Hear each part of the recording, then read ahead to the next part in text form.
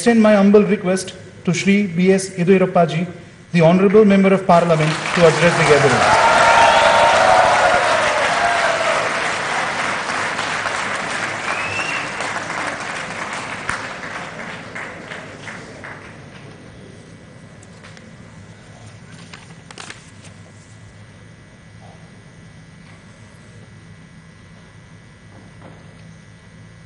ಇಪ್ಪತ್ಮೂರು ಭಾಷೆಗಳಲ್ಲಿ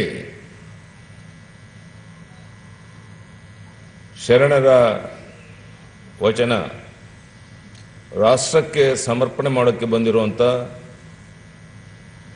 ಈ ದೇಶ ಕಂಡಂಥ ಅಪರೂಪದ ಪ್ರಧಾನಿ ಮಾನ್ಯ ನರೇಂದ್ರ ಮೋದಿಜಿಯವರೇ, ಕೇಂದ್ರದ ಸಚಿವರಾದಂಥ ಅನಂತಕುಮಾರ್ ಅವರೇ, ರಮೇಶ್ ಜಿಗಜಿಣಗಿ ಅವರೇ, ಸದಾನಂದ ಗೌಡರೇ, ಈ ಕಾರ್ಯಕ್ರಮದ ರೂವಾರಿಗಳಾದಂಥ ಮಾನ್ಯ ಅರವಿಂದ್ ಜತ್ತಿ ಅವರೇ, ಸನದಿ ಅವರೇ, ಬಸವರಾಯ ರೆಡ್ಡಿಯವರೇ, ಪ್ರಭುದೇವ್ ಅವರೇ, ದೇಶದ ಬೇರೆ ಬೇರೆ ರಾಜ್ಯಗಳಿಂದ ಬಂದಿರುವಂಥ ಎಲ್ಲ ಬಸವ ಪ್ರೇಮಿಗಳೇ, ಅಪರೂಪದ ಕಾರ್ಯಕ್ರಮ ಇದು. ಇಡೀ ಜಗತ್ತಿಗೆ ಅಣ್ಣ ಬಸವಣ್ಣನ ಚಿಂತನೆಗಳನ್ನು, ಆ ವಿಚಾರಧಾರೆಗಳನ್ನು ಪರಿಚಯ ಮಾಡಿಕೊಡುವಂಥ ಮಹತ್ ಕಾರ್ಯದಲ್ಲಿ ನಮ್ಮ ಪ್ರಧಾನಿ ನರೇಂದ್ರ ಮೋದಿ ಅವರು ಈಗಾಗಲೇ ತೊಡಗಿದ್ದಾರೆ. ಯಾವ ಅಣ್ಣ ಬಸವಣ್ಣ ಅಂದು ಹೇಳಿದ್ರು, ಅನೇಕ ಚಿಂತನೆಗಳನ್ನು ವ್ಯಕ್ತಪಡಿಸಿದ್ರು, ಆ ಅನುಭವವಂತವಾದ ಚಿಂತನೆಗಳನ್ನು ಅಕ್ಷರಶಃ ಜಾರಿಗೆ ತರುವಂಥ ಪ್ರಾಮಾಣಿಕ ಪ್ರಯತ್ನ ಪ್ರಧಾನಿ ನರೇಂದ್ರ ಮೋದಿ ಅವರು ಮಾಡ್ತಿರುವಂಥ ಈ ಶುಭ ಸಂದರ್ಭದಲ್ಲಿ ಅವರಿಂದಲೇ ಈ 23 ಭಾಷೆಗಳಲ್ಲಿ ಶರಣರ ವಚನಗಳೇನಿದೆ ಅದನ್ನು ರಾಷ್ಟ್ರಕ್ಕೆ ಸಮರ್ಪಣೆ ಮಾಡ್ತಿರುವಂಥ ವಿಶೇಷವಾದ ಸಂದರ್ಭ. ಅದಕ್ಕಾಗಿ ಅರವಿಂದ್ ಜತ್ತಿ ಅವರಿಗೆ ನಾನು ಅಭಿನಂದನೆಯನ್ನು ಸಲ್ಲಿಸ್ತೇನೆ.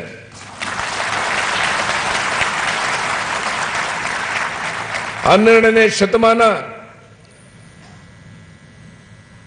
ಕರ್ನಾಟಕದ ಇತಿಹಾಸದಲ್ಲಿ ಸುವರ್ಣ ಯುಗ. ಇಡೀ ಜಗತ್ತು ಅಚ್ಚರಿ ಪಡುವ ರೀತಿಯಲ್ಲಿ ಧಾರ್ಮಿಕ, ಸಾಮಾಜಿಕ, ಆರ್ಥಿಕ, ರಾಜಕೀಯ ಕ್ರಾಂತಿಗೆ ಸಾಕ್ಷಿಯಾದಂಥ ಕಾಲ ಅದು. ಹುಟ್ಟಿನ ಕಾರಣಕ್ಕಾಗಿ ಯಾರು ಮೇಲಲ್ಲ, ಯಾರು ಕೀಳಲ್ಲ, ಎಲ್ಲರೂ ಸಮಾನರು ಎಂದು ಸಾರಿದ ಕಾಲ. ಧರ್ಮದ ಹೆಸರಿನಲ್ಲಿ ನಡೆಯುತ್ತಿದ್ದಂತಹ ಶೋಷಣೆಗೆ, ಕಂದಾಚಾರ ವಿಚಾರಗಳಿಗೆ, ಮೂಢನಂಬಿಕೆ ಮುಂತಾದ ಸಾಮಾಜಿಕ ಅನಿಷ್ಟಗಳ ವಿರುದ್ಧ ಸಮರವನ್ನೇ ಸಾರಿದ್ರು ಅಂದು ಅಣ್ಣ ಬಸವಣ್ಣ. ವೈಚಾರಿಕ ಕ್ರಾಂತಿ ಮಾಡಿದ್ರು ಅಣ್ಣ ಬಸವಣ್ಣವರು.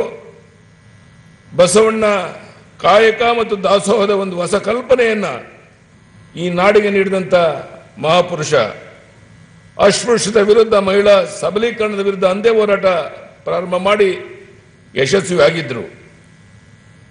ಬಹುಶಃ ಇಂದಿನ ಪಾರ್ಲಿಮೆಂಟರಿ ವ್ಯವಸ್ಥೆ ಏನಿದೆ ಅಂದೇನೆ ಅದಕ್ಕೊಂದು ವ್ಯವಸ್ಥೆಯನ್ನು ಜಾರಿಗೆ ಕೊಟ್ಟಂಥದ್ದು ಅಣ್ಣ ಬಸವಣ್ಣ. ಅದರ ಪರಿಣಾಮನೇ ಇವತ್ತು ಇಡೀ ಜಗತ್ತು ಈ ವಿಚಾರಧಾರೆಗಳಲ್ಲಿ ನಾವು ಮುಳುಗಿದ್ದೇವೆ. ನಾನು ಹೆಚ್ಚು ಮಾತನಾಡಕ್ಕೆ ಇಷ್ಟಪಡೋದಿಲ್ಲ. ಪ್ರಧಾನಿ ನರೇಂದ್ರ ಮೋದಿ ಅವರ ಮಾತನ್ನು ಕೇಳಬೇಕು ತಾವೆಲ್ಲ ಕಾತುರ ಕುಂತಿದ್ದೀರಾ. ಇಂಥ ವಿಶೇಷವಾದ ಸಂದರ್ಭದಲ್ಲಿ ಪ್ರಧಾನಿ ನರೇಂದ್ರ ಮೋದಿ ಅವರ ಚಿಂತನೆಗಳಿಂದ ಒಂದೇ ಶಬ್ದದಲ್ಲಿ ಇರಬೇಕಂದ್ರೆ ಸಬ್ಕೆ ಸಾಥ್ ಸಬ್ಕೆ ವಿಕಾಸ್. ಇಡೀ ಜಗತ್ತಿನ ಎಲ್ಲ ಮಹಾಪುರುಷರು ಹೇಳಿದಂತ ಮಾತೇ ಇದು.